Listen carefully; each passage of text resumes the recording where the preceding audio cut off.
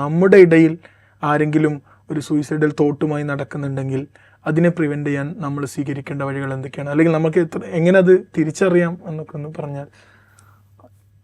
Suicide നേരത്തെ പറഞ്ഞതുപോലെ തന്നെ മൾട്ടി ഫേസറ്റഡ് ആണ്, ബഹുമുഖങ്ങളാണ്.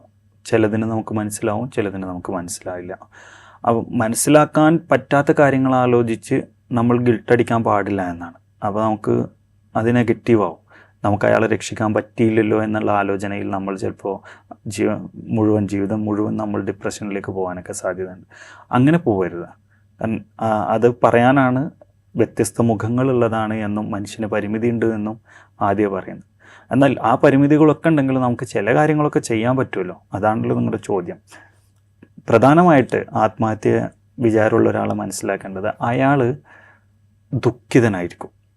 പൊതുവെ ദുഃഖിതൻ എന്നുള്ള വാക്കിനേക്കാൾ കൂടുതൽ അയാൾ ഡിസ്ട്രെസ്സിലായിരിക്കും. എന്തോ ഒരു സംഘർഷം അയാളുടെ ഉള്ളിൽ അനുഭവിക്കുന്നുണ്ടാവും. ഹാപ്പി ആയിരിക്കില്ല, സാധാരണത്തേതിൽ നിന്ന് വ്യത്യസ്തനായിരിക്കും.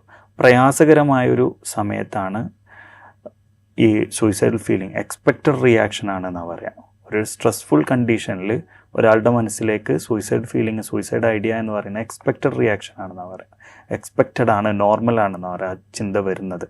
അപ്പോൾ അത്തരം ഒരു പ്രയാസഘട്ടത്തിലൂടെ ഒരാൾ പോകുന്നുണ്ടെങ്കിൽ, ഒരു ഈവൻ അക്കാഡമിക് ഫെയിലിയർ, ഇപ്പോൾ നമ്മൾ വിദ്യാർത്ഥികളെ എടുക്കുകയാണെങ്കിൽ ഒരു പരീക്ഷ തോറ്റ വിദ്യാർത്ഥിയാണെങ്കിൽ ആ വിദ്യാർത്ഥിയിൽ, അല്ലെങ്കിൽ ഒരു ലീഗൽ കേസിൽ പിടിച്ച ആളാണെങ്കിൽ, മരൈറ്റൽ ഡിസ്കോർഡ് നടന്നുകൊണ്ടിരിക്കുകയാണെങ്കിൽ, ഫിനാൻഷ്യൽ ബേർഡൻ നല്ല രീതിയിലുണ്ടെങ്കിൽ, ഇതൊക്കെ റിസ്ക് ഫാക്ടേഴ്സാണ്. വേറെ കുടുംബത്തിലൊരാൾ റീസെൻ്റ്ലി മരണപ്പെടുകയോ അതല്ലെങ്കിൽ സൂയിസൈഡ് ചെയ്തിട്ടുണ്ടെങ്കിൽ, ഇത്തരം സാഹചര്യം ഇതൊക്കെ നമുക്ക് അറിയാവുന്ന, അല്ലെങ്കിൽ ഒരു recent diagnosis of terminal illness, ഇപ്പോൾ നമുക്ക് ഒരു വലിയ രോഗം ഡയഗ്നോസ് ചെയ്തു, ടെർമിനൽ ഇൽനെസ് ആവാം, അതേപോലെ തന്നെ എയ്ഡ്സ് പോലെയുള്ള മറ്റ് രോഗങ്ങളാകാം.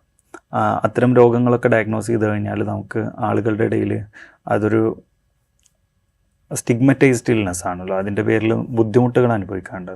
അപ്പോൾ ഇത്തരം ഡയഗ്നോസിസുകളൊക്കെ ഉള്ള ആളുകളിൽ അങ്ങനത്തെ ഒരാളാണെങ്കിൽ അയാളെ നമ്മൾ പ്രത്യേകം ശ്രദ്ധിക്കുമ്പോൾ പിന്നെ ഇതെല്ലാം റിസ്ക് ഫാക്ടേഴ്സ് ആയിട്ടാണ് ഞാൻ പറഞ്ഞത്. ഇത്തരം ആളുകളെ നമ്മൾ പ്രത്യേകം ശ്രദ്ധിക്കണം. വയസ്സായ ആളുകളിൽ യുവാക്കളുടെ പോലെ തന്നെ ആത്മഹത്യ നടക്കുന്നുണ്ട്. റിട്ടയർമെൻറ്റിനൊക്കെ ശേഷം ആരുമില്ല, ഒറ്റപ്പെട്ടു പോവുകയാണ്, മക്കൾക്ക് ബാധ്യതയാവുമോ എന്നൊക്കെ ചിന്തിക്കുന്ന സമയത്തൊക്കെ ചിലപ്പോൾ വീട്ടിൽ ഭയങ്കര കലഹം അങ്ങനെയൊക്കെ വരുന്ന സമയത്തേക്കൊക്കെ ആത്മഹത്യ കൂടുന്നുണ്ട്. അപ്പോൾ അത്തരം ആളുകൾ നമ്മളൊന്ന് പ്രത്യേകം ശ്രദ്ധിക്കണം. അത്തരം ആളുകളിലേക്ക് നോക്കുമ്പോൾ നമ്മൾ അയാൾ ആത്മഹത്യയെക്കുറിച്ചോ മരിക്കുന്നതിനെക്കുറിച്ചോ നേരത്തെ പറഞ്ഞ രക്ഷപ്പെടൽ, ആ ഇൻവെർട്ടഡ് കോമയിലുള്ള രക്ഷപ്പെടലിനെ കുറിച്ചൊക്കെ സംസാരിക്കുന്നുണ്ടെങ്കിൽ നമ്മൾ പ്രത്യേകം ശ്രദ്ധിക്കണം. അതേപോലെ ചേഞ്ചസ് ഇൻ ബിഹേവിയർ എന്ന് പറയുന്നു. ടോക്കിംഗ് അബൌട്ട് ഡെത്ത് എന്ന് പറയുന്നത് suicide, talking about that escape എന്ന് പറയുന്നത്. അതിനുശേഷം പിന്നെ ചേഞ്ചസ് ഇൻ ബിഹേവിയർ, പെരുമാറ്റത്തിൽ മാറ്റം. ഒരാൾ നമുക്ക് സംശയം തോന്നുന്ന രീതിയിൽ പെരുമാറാണ്. സാധാരണഗതിയിൽ അയാൾ ഇങ്ങനെയൊന്നും പെരുമാറാറില്ല.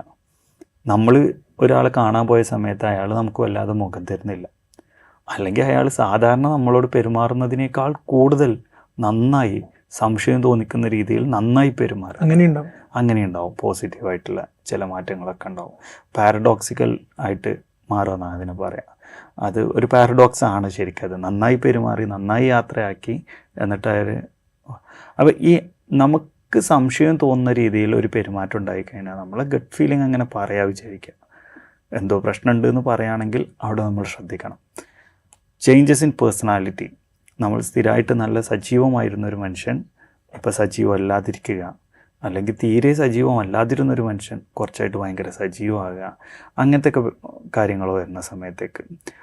പിന്നെ ചേഞ്ചസ് ഇൻ ഈറ്റിംഗ് പാറ്റേൺ, ഭക്ഷണം ഭയങ്കരമായിട്ട് ഭക്ഷിക്കുക കുറച്ച് ദിവസമായിട്ട്, എന്തോ ചെയ്ത് തീർക്കാനുള്ളത് പോലെ, അങ്ങനെ ആകുമ്പോൾ പ്രശ്നമാണ്. അതൊരു വാർണിംഗ് സൈനാണ്. അതല്ലെങ്കിൽ തീരെ ഭക്ഷണത്തോടൊക്കെ ഒരു വിരക്തി, പൊതുവേ അതാണ് കാണിക്കാറുള്ളത്. ഇപ്പോൾ നമ്മൾ ഹോസ്റ്റലേഴ്സൊക്കെയാണ്, വാർഡന്മാർക്കൊക്കെ ശ്രദ്ധിക്കാൻ പറ്റുന്നൊരു കാര്യമാണ്. 2 ദിവസമായിട്ട് അയാൾ ഭക്ഷണത്തിനൊന്നും വരുന്നില്ല സമയത്ത്, ഭക്ഷണമൊക്കെ അല്പം മാത്രമേ കഴിക്കുന്നുള്ളൂ. നമ്മളൊന്ന് പോയി ചോദിക്കാൻ എന്ത് പറ്റി, ചോദിച്ചാൽ നേരത്തെ പറഞ്ഞല്ലോ, സ്റ്റാർട്ട് കോൺവെർസേഷൻ. അപ്പോഴാണ് നമുക്ക് കാര്യങ്ങൾ മനസ്സിലാക്കാൻ പറ്റുന്നത്.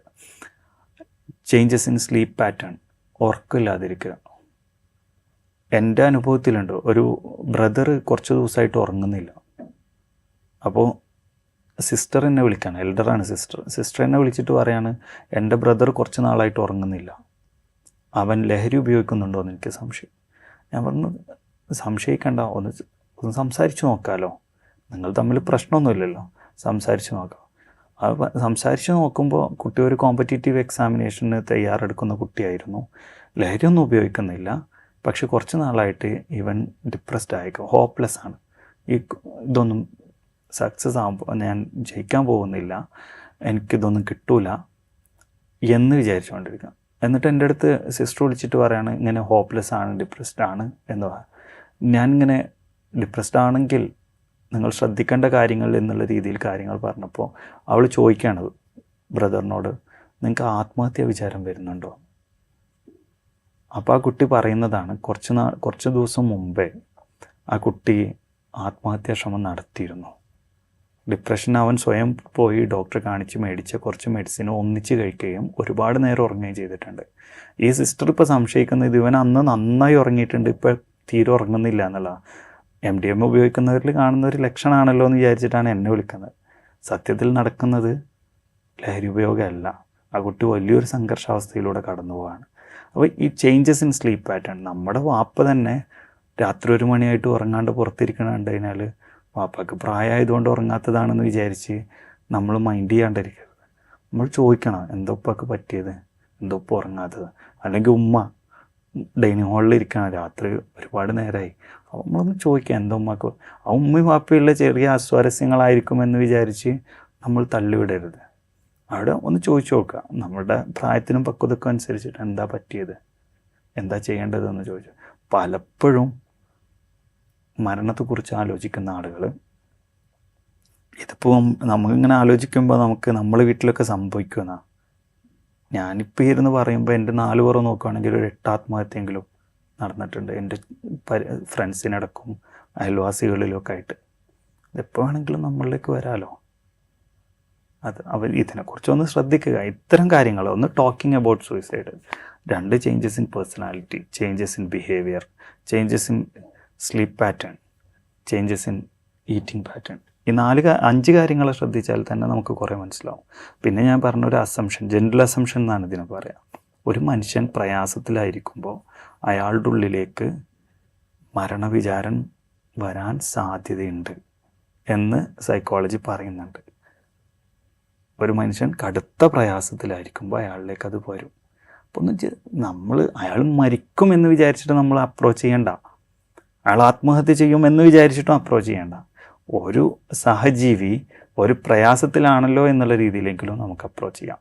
അങ്ങനെ ആകുമ്പോൾ അയാളുമായിട്ട് സംസാരിച്ച് കഴിഞ്ഞാൽ ആ ഒരു ബിലോങ്ങിങ്നെസ് ഫീലിംഗ് വന്നാലോ, അതെങ്കിലും ബേർഡൻ അല്ല എന്ന് നമുക്ക് എങ്ങനെയെങ്കിലുമൊക്കെ തോന്നിപ്പിക്കാൻ കഴിഞ്ഞാലോ, ഏതെങ്കിലും തരത്തിൽ അയാൾക്കൊരു ഇമോഷണലി വെന്റിലേറ്റ് ചെയ്യാൻ ഒരവസരമായാലോ അയാൾ രക്ഷപ്പെടൂലേ. അയാളുടെ സംഘർഷാവസ്ഥ കുറേയെങ്കിലും ചെയ്യില്ല, അയാൾ മരിക്കുന്നുണ്ടാവില്ല, പക്ഷെ അയാളുടെ ഇന്നത്തെ ജീവിതത്തിൽ കുറേ വിഷമെങ്കിലും നമുക്ക് കുറക്കാൻ പറ്റില്ല. ഏതർത്ഥത്തിലും സൂയിസൈഡ് പ്രിവെൻഷൻ്റെ വർക്ക് ചെയ്യുന്നത് ഗുണകരമായിരിക്കും.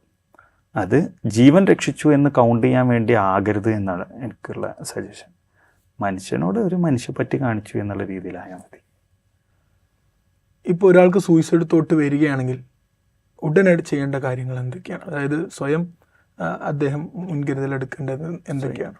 ഏറ്റവും ആദ്യം അയാളുടെ സേഫ്റ്റി എൻഷുർ ചെയ്യാൻ പറ്റുന്ന സ്ഥലത്തേക്ക് പോകണം. അയാളുടെ തോട്ട്സ് അവരെ കീഴ്പ്പെടുത്തുന്നതിന് മുമ്പായി അയാൾക്ക് ഏറ്റവും സപ്പോർട്ട് ചെയ്യാൻ പറ്റുന്ന ആളുകളിലേക്ക് പോകണം. ഇനി അയാൾ ഒറ്റക്കൊക്കെ ആണെങ്കിൽ അയാൾ ഉടനെ തന്നെ ഒരുപാട് ഹെൽപ്പ് ലൈൻ നമ്പറുകളും മറ്റൊക്കെ ഉണ്ട്, അതിലേക്ക് കോൾ ചെയ്തിട്ട് അപ്പോൾ ചിലപ്പോൾ അയാൾക്ക് ഓർമ്മ വരില്ലല്ലോ എന്താ ചെയ്യേണ്ടതെന്ന്. ഇത്തരം ഹെൽപ്പ് ലൈൻ നമ്പറുകളിലേക്ക് വിളിച്ച് സഹായം സ്വീകരിക്കാവുന്നതാണ്. ഇപ്പോൾ ടെലിമാനസ് പോലെ അല്ലെങ്കിൽ ടിസിൻ്റെ ഐക്കോൾ എന്നൊക്കെ പറഞ്ഞിട്ട് നമ്പറുണ്ട്. ടെലിമാനസിലേക്ക് വിളിക്കാൻ 24 മണിക്കൂർ അവൈലബിൾ ആയിട്ടുള്ള നമ്പറാണ്.